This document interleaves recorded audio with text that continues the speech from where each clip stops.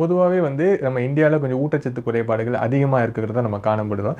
குறிப்பாக வந்து கொஞ்சம் ஏழை மக்களுக்கு இன்னும் வந்து ஆஹ், அந்த போன் ப்ராப்ளமாக இருக்கட்டும், இல்லை இம்யூனிட்டி ப்ராப்ளமாக இருக்கும், அவங்களுக்கு அந்த சத்து முழுசாக கிடைக்கல. ஒரு சில பேருக்கு கிடைக்குது, அதை வச்சு அவங்க இப்படியே வந்துடுறாங்க மேலே.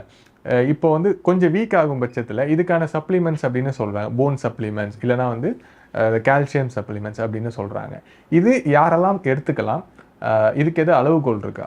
இல்லை, இப்போல்லாம் வந்து விட்டமின் D3 செக் பண்ணி பார்க்கலாம். சீரம் மினரல்ஸ்னு போட்டிங்கன்னா அதில் எல்லாமே கிடைச்சிரும். கால்சியம், சீரம் கால்சியம் கிடைக்கும், சீரம் மெக்னீஷியம், சீரம் செலீனியம் அப்படின்னு எல்லா மங்கனீஸு எல்லாமே நம்ம உடம்புல இருக்கிற ஜிங்க்கு அதெல்லாம் ரொம்ப வேணும். ஜிங்க்லாம் குடல் அப்சார்ப்ஷனுக்கு ரொம்ப வேணும். அதான் ஜிங்கோவிட் மாத்திரை ரொம்ப நல்ல வேலை. அந்த கோவிட் நேரத்தில் நிறைய போன உங்களுக்கு அது இம்யூனோ பூஸ்டர், அந்த மாதிரி நிறைய மினரல்ஸ் நமக்கு இருக்குது உடலில். அது எல்லாத்தையும் சீரம் மினரல்ஸ்னு செக் பண்ணால் தெரிஞ்சிடும்.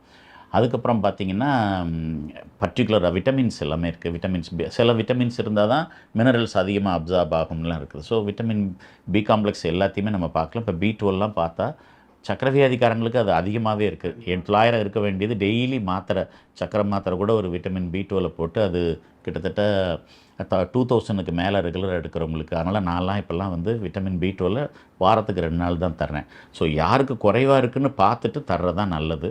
யாருக்கு என்ன குறைபாடு இருக்குங்கிறது 20 வயசு பசங்களே காலேஜில் இருந்துட்டு வேலைக்கு சேர்கிறவங்களோ இல்லை கல்லூரி படிப்பை தொடர்கிறவங்களோ செக் பண்ணி பார்த்துட்டாங்கன்னா அதுக்கு தகுந்த மாதிரி நம்ம அவங்க உடலுக்கு நம்ம ரெக்கமெண்ட் பண்ணலாம்.